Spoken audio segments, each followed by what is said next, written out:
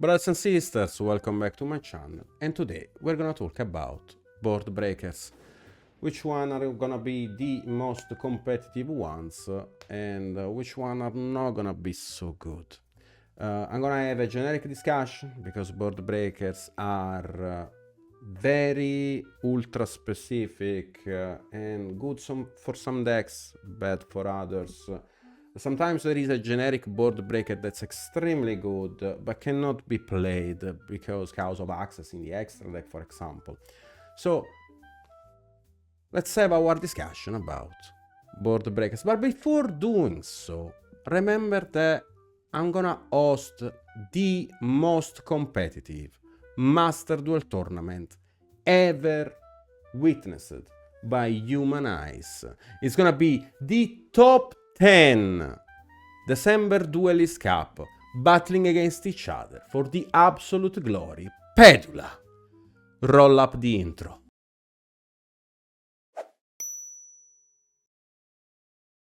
Next year to Japan, baby!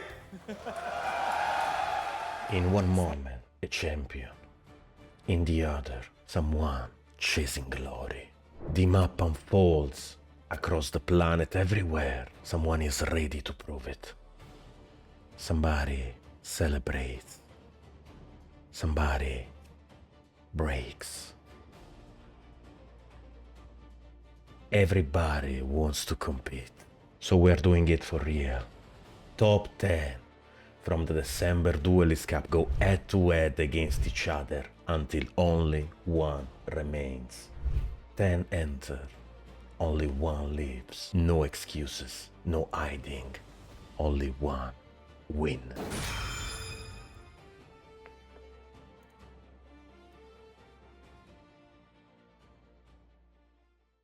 So let's have this discussion about board breakers.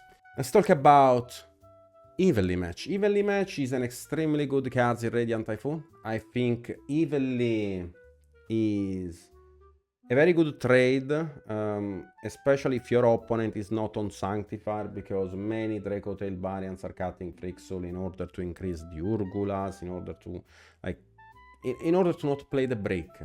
So by having still branded Fusion but no Frixel, they do not have really access to Sanctifier, which makes Evenly an extremely good trade.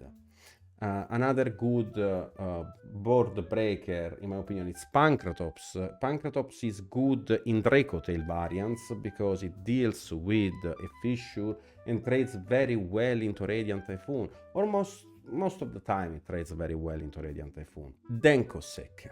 Denkoseka is a card that I would suggest for Radiant Typhoon Mirrors because you can normal summon it, locking your opponent spell and traps, and then you can push with your Radiant Typhoon cards in order to establish board presence. And the monster lineup of Radiant Typhoon is not that threatening. The main concern is just like the back rows. Super Polymerization. Super Polymerization is a card that I would definitely take in consideration if you have space in your extra deck, because against every Draco Tail variant they are gonna try to establish the Ecclesia of the Black Dragon, and Super Polymerization can turn the Ecclesia of the Black Dragon and the Fusion monster that they have on the field in order to summon Saint Azamina. Saint Azamina can summon a Fusion on the field in defense.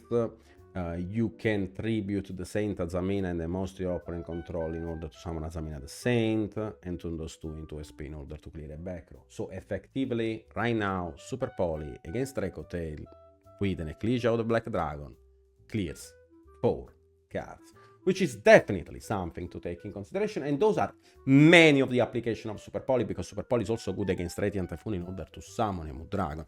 So take definitely this card in consideration. Is gonna be a very good pick for the upcoming format. Forbidden Droplet and Forbidden Crown. Those two cards, in my opinion, are extremely good, but I do like especially Forbidden Droplet right now because it does trade very well into Radiant Typhoon. It does trade very well into Draco Tail. It does have very good and generic applications, and I do like when a board breaker can trade for multiple cards or let your cards resolve in a vacuum. Right now, like again, like the Droplet can dodge a flame, the Droplet can dodge like the MS3 negation. the MST trap negation. So I do like the idea of a Droplet being able to not only let one of your cards resolve in order, you know, to trade with one of their negation, but also being able to negate an opponent monster. And I would play Droplet in every deck, even in Draco Tail. For Crown, it's different in terms of application. I would not play Crown in a Draco Tail deck for sure. Like I would probably take into consideration maybe for Typhoon, maybe actually, maybe in the side, maybe not. Something to take in consideration at least, like with a grain of salt. The Fallen and the Virtues is a card that I rank extremely high because it's not only a trade in many scenarios, but it also generates an extra value using a Cliche of the Black Dragon and a fusion monster in your graveyard, level 8. It does have some very good application and sometimes can be a +1 in the rotation, especially in a Draco Tail deck, especially if you open it with the Fallen and White. So I do like it. Two more cards are gonna be like Lightning Storm, Feather Duster. Those cards are generically good if you combine them with Fallen and the Virtues, Droplet, and if you're playing a Radiant Typhoon deck, you're gonna combine it with MST2 in order to dodge a Flame negation, in order to dodge your opponent using a Trap MST in order to negate those cards. So I do like those cards for that reason. Cross-out Designator, it has some very good application in mirrors. I think it's way better than Call by the Grave right now. But we're gonna mention both, Cross-out and Call by the Grave. Cross-out, it's very good in Radiant Typhoon Mirror. It's very good when you go first. I do like the card, and it's limited for a reason, so that's why you should probably be playing the card. But it's not only that, it's also because the card does actually genuinely good in a format like this. Call by the Grave, it's good against Fuwalos, your opponent 5 mana, so it's not as good as it was in other formats, which I would probably prefer Cross-out right now, but the card is still okay. Another board breaker that I would definitely take in consideration is Shadow Fusion. Shadow Fusion does have some niche application. If you have the slots in your extra deck, you should probably take in consideration a card like that can clear your opponent's board. And it's one of the few board breakers that always has been good. The issue are the fucking breaks. So I'm gonna mention it, but I'm not sure it's gonna be played this format. Mistaken Arrest is something that I would definitely take in consideration. We are moving slowly towards Floodgate than actual board breakers. Shared Ride is gonna be for the same reason. Fissure, in my opinion, is gonna be good in Typhoon because it's an extremely good card right now against the Draco Tail variants. Magic Deflector is something that you can set of Trust if you're playing Trust or not. Same applies for different dimensional ground. Solemn, not a huge fan right now with Solemn in a Typhoon format because the fact that you need to rely on your opponent making an action in order to flip your trap is something that I would probably not take even in consideration right now because I need to play fast, I need my sets to be chainable, I need to have flexibility, and I do value a lot flexibility in a deck. And then you would argue about the Fissure, but Fissure is a win con against a very specific deck that's not Radiant Typhoon, and it's something that you would not side against Radiant Typhoon. It's something that you would side only against Draco Tail, which gives you an absolute win condition in that moment. While a card like Solemn, you will side it against everything, but it's not always gonna be an optimal card in that situation, and that's why I would definitely take in consideration to not take those cards in your to not use those cards in your side deck. For cards that do not work anymore, I'm gonna briefly mention all of those and why. Deck Lockdown, because it's a continuous spell. Mind Control and Change of Heart, even though we have those cards at trade, the trade doesn't really give me the vibes of a good one, if that makes sense. Those cards are not insanely bad, but definitely not something that I would take in consideration right now. Talent is okay, but again, for how the format is shifting, how the decks are being played, and now like the interaction are mainly used because like Draco Tail is gonna use their set before, Radiant Typhoon is gonna use their set before, and then maybe commit the monster lineup later.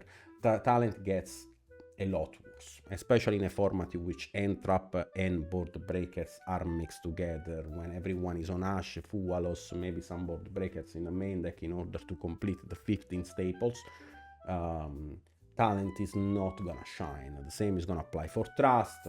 The same is gonna apply for all the monsters that are gonna deal with your opponent face-up cards waiting for your opponent to commit an action, such as Kashtira Ferrir, or cards that do break monster boards, such as Raigeki, Dark Hole. Those cards are not gonna be good for those exact reasons.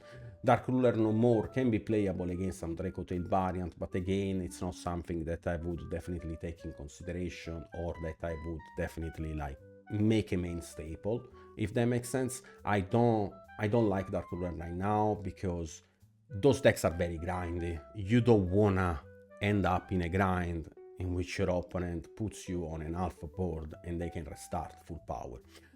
Gordian Slicer, Ultimate Slayer, those cards are not bad per se. Generically they are very good, but unfortunately for how the format is shaking right now and how decks are being played, those cards are simply not gonna perform.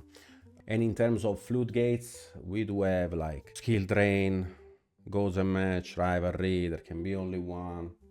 Those cards are not good in an MST format, and that's why like cannot be played right now. In my opinion, like those continuous traps are simply not good enough right now. And that's why those cards are simply not good enough right now. The same applies with the virus that are very specific. I need flexibility. An honorable mention that's gonna be Invader of Darkness. Your opponent simply cannot activate quick play spells while this card is on the field. Face up, and it's a Dark Fiend monster level 8.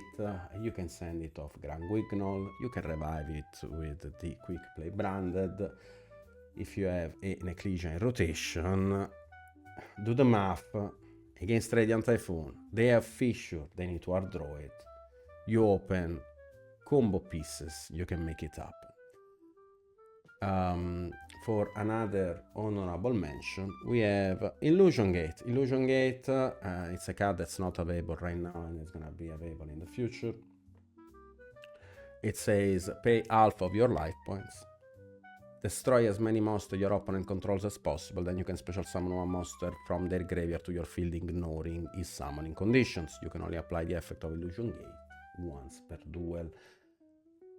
I do like the card. It's probably gonna be a very good staple in the future. I don't know if it's gonna really shake the format or not, but we will see. And stay tuned for more updates about board breakers, entraps, decks, deck profiles, and gameplay related content by subscribing to my channel. Love you all. Kiss kiss. See ya.